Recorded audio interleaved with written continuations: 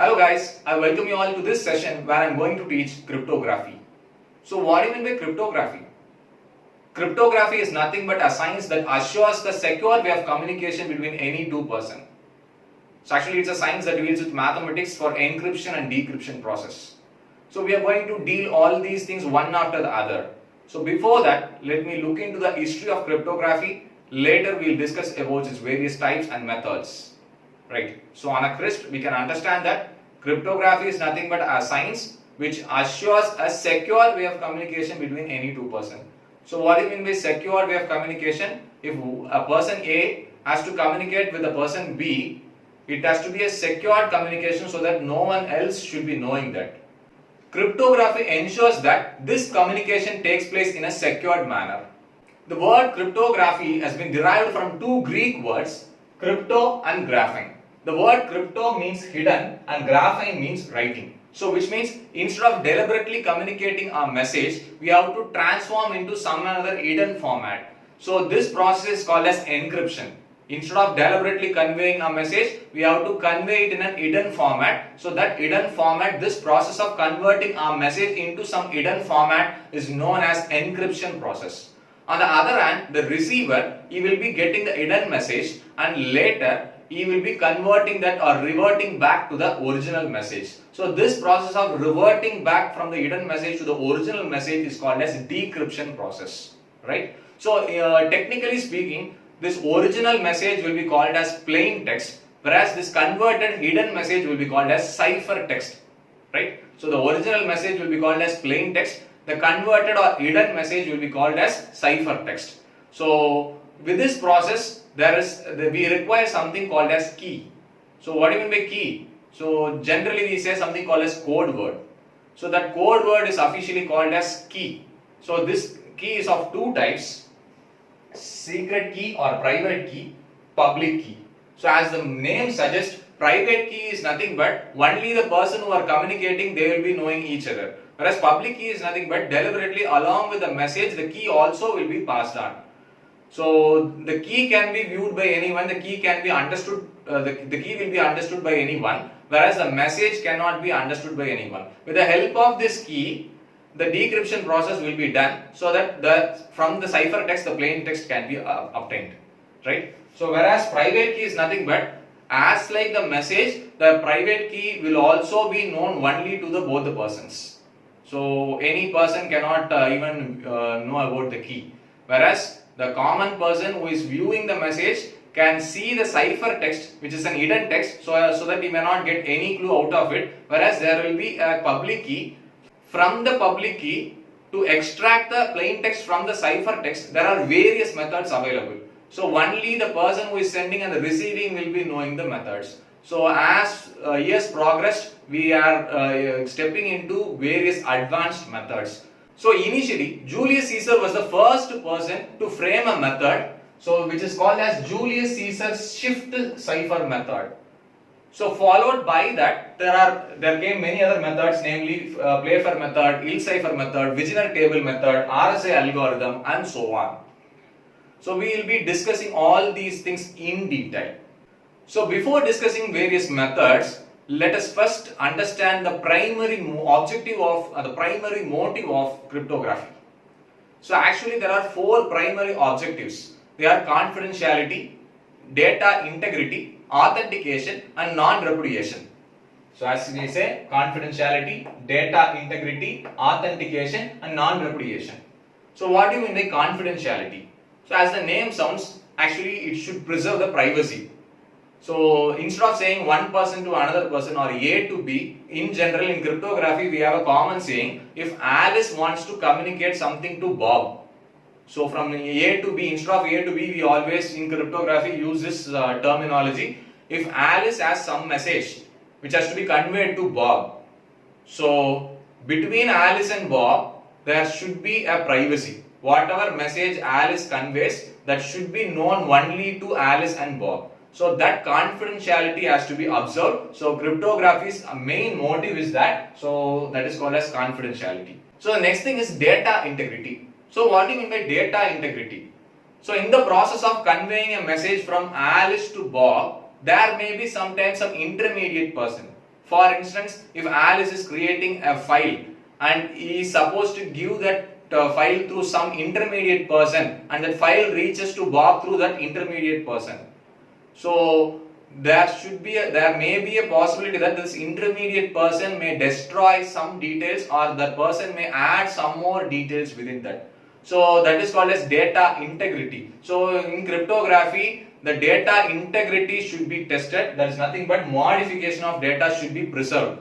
So whatever message Alice has created, without any interferences or without any addition or deletion, the actual message has to be reached to Bob. So this is a next message. So the confidentiality is something good, and nothing deleted or nothing being included, that also to be noted. So that is called as data integrity. And the third thing is authentication. So what do you mean by authentication? So whatever message I receive, I should 100% rely on whatever I receive. So when will I 100% rely? Only when there is data integrity, so that nothing has been modified. I will make sure that whatever I received is something true. But more importantly, there is another thing. I should be knowing that this is the actual message which Alice wants to send. So Bob should have that thought. So whenever Bob receives some message, so he should be 100% sure that this was the actual message which Alice wants him to know. So that process is called as authentication. And more importantly, whenever Bob receives a message, if he wants to check whether this is the message which was sent by Alice, so if there is some proof of identifying the person who created that message, so that is called as non-repudiation. So whenever I receive a message, if I wanted to cross verify and I have to make sure whether this message was created by the actual person, there should be a possibility. So the possibility of identifying the owner who created the message is nothing but non-repudiation. So all these four objectives should be dealt with cryptography. Only then this will be a successful method.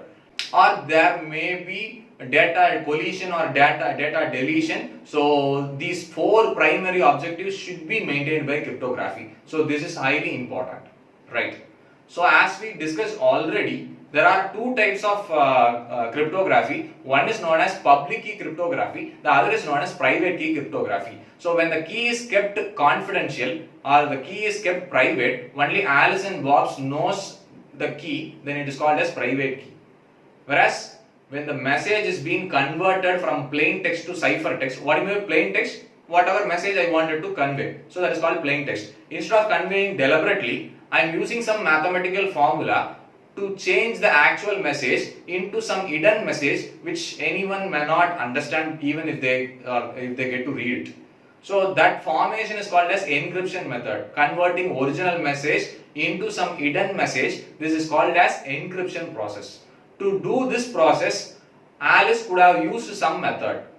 So for this mathematical formula, he could have used some key. So that key is called as public key, because along with this message he is passing that key as well.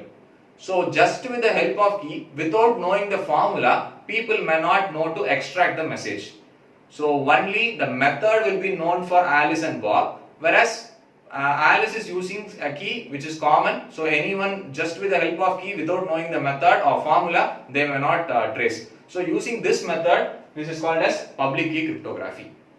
Initially, as I mentioned already, Julius Caesar was the first person to design a method. So way back even in Second World War, and even till today, even in modern times, especially in militaries, whenever confidential message has to be conveyed, this is the highly cryptography is the tool which is helping them. So even in our day-to-day life, when we use or when we create an email, we are supposed to feed in a password. So whatever we feed in, that is converted into a machine level language, and machine takes it back, retrieves back. So this process is done. Or whenever we find any website where we are supposed to, whenever we have to log in along with password, there has been a second way of protection called CAPTCHA. So all these things we are using, and even in our bank digital transactions, we are receiving OTP. So all these things are the features of cryptography. So whenever we are purchasing a product, so we are using barcode to determine its price. So whenever we purchase a book, we are using the barcode to know about its further details, ISBN, the author, all these things. So these technologies are mere nothing but cryptography. Just by looking at a barcode, you may not know the actual thing, but there should be a barcode reader that will be reading the actual message. So the same way, in your SIM card, you can find some set of digits. So you may not understand what it is, but whereas using the technology, the actual thing can be detected. So even in these times, there is something called as bitcoins, which is a very interesting concept. In near future, this is going to rule the world. So with these things in mind, we should know cryptography we should try to learn cryptography with more interest, right? So now in this class, I'll explain Julius Caesar's method, and the rest of the other methods, one after the other, in next sessions we'll discuss them, right? So what do you mean by Julius Caesar's shift cipher method? As I mentioned already, cipher is nothing but converting the original message into the hidden format or unreadable format. So this is known as ciphertext. So to do that, what Julius Caesar adapted was, so usually in cryptography we will be using text as well as alphabets as well as numbers. So it's a combination of alphabets and numbers. So what Caesar did was, so whatever alphabets he had in his message, he just transferred each alphabet to he pushed each alphabet to 3 steps ahead. For instance, if it is A, after A, so A, B and C. So after that he pushed the third position, B, C, and the third position was D. So for B, after B, C, D, and the third position was E. So whenever we wanted to convey a message, he adapted this shift transfer method, shifting each letter by 3 of its letters. So in such a way, he constructed a method. So this method is called as Julius Caesar's shift cipher method. We are creating the cipher text with the help of shifting 3 alphabets. So this is designed by Julius Caesar, hence it is named as Julius Caesar shift cipher method. So as I mentioned already, if your actual message consists of A, the cipher message will be D. If it is B, the cipher message will be E. To make it clear, if the actual message is cold, C-O-L-D, instead of deliberately passing this message cold, we are doing a process of converting the plain text into ciphertext. So what do you mean by ciphertext? A text which cannot be read. So to this, what Julius Caesar adopted, each alphabet should be shifted by 3 more positions. So C, after C we have D, E, and the third one is F. So next is O, after O, P, Q, the next one is R. After L, M, N, the third position is O. And after D, E, F, third position is G. So the actual message was cold. But after using Julius Caesar's shift cipher method, we are obtaining a ciphertext called frog. Though in this process, this frog sounds a meaningful one, but still it is a ciphertext. In all the cases, it may not be another meaningful sentence or meaningful word. Here, on a coincidence, we have obtained another meaningful sense, and 99% the ciphertext will be or should be an unreadable format. It should not make any sense, right? So that is how it has been converted. So from Alice has a message called cold. He has to convey that to Bob. So he is using Julius Caesar's shift method. So he will just pass a message called frog. So after receiving the message frog, what Bob will do? He will do the reverse process. So what is reverse process? Alice passed 3 steps ahead. So what Bob will do? He will go 3 steps back. So from F, what he will do? He will go backward. So from F, previous 3 letters. So E, D and C. From R, Q, P and O. From O, N, M and L. From G, F, E and D. So reversely, he will shift 3 positions. So or minus 3, we can say minus 3. If we say this as plus 3, that can be said as minus 3. So this process of retrieving the original message or plain text from the ciphertext is called as decryption process. So from plain text to ciphertext, the process involved is called as encryption process. And from ciphertext to plain text or the original text, the process involved is called as decryption process. So this was the ancient method and initial method. Before this, there were also many other methods using symbols as well. Whereas this is the initial method which has been designed by Julius Caesar. So using alphabets, right? So I hope you have understood. Now I have another example for you to make it more clear. So I have an example called stay home, stay safe. If I have to convey this method using Julius Caesar method, so what I have to adapt is I have to shift from each alphabet of the original message. I have to shift 3, so that for S, after S, T, U, and I left in V. Next is T, stay home. In this message, yes. So after S, T, U, the third position is V. From T, after T, U, V, the next position is W. After A, B, C, the next position is D. And after Y, so there may be another question. So what will happen? So for instance, for W, I will be having Z. So W, after W, X, Y, the third position is Z. So after which for Y, X, what should I do? Y, Z, again I should go back to the initial point, so that will be A. Right? So for B, in a similar manner, Z, A, then B. What about Z, A, B, the third position is C. So it revolves as a loop, right? And now all the 26 letters for all the 26 letters, I have an equivalent cipher letters, right?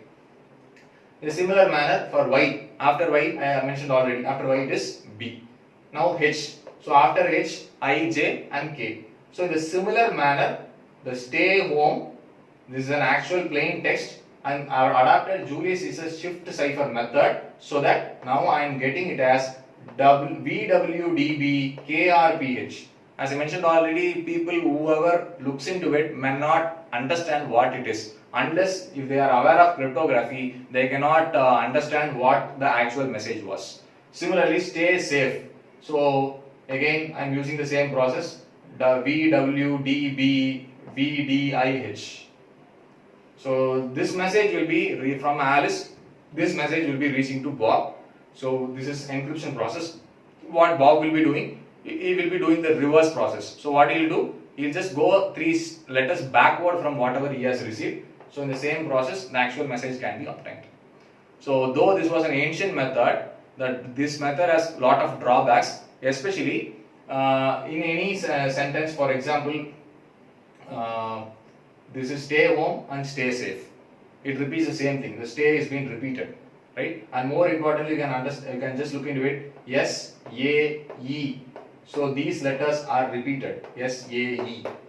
So if someone has tracked, even if they doesn't know cryptography, if they doesn't know the method properly, if by some trial and error method, if they have obtained the cipher text, equivalent plain text for cipher text, and just by trial and error methods, by finding the missing letters, as like in Angman people do.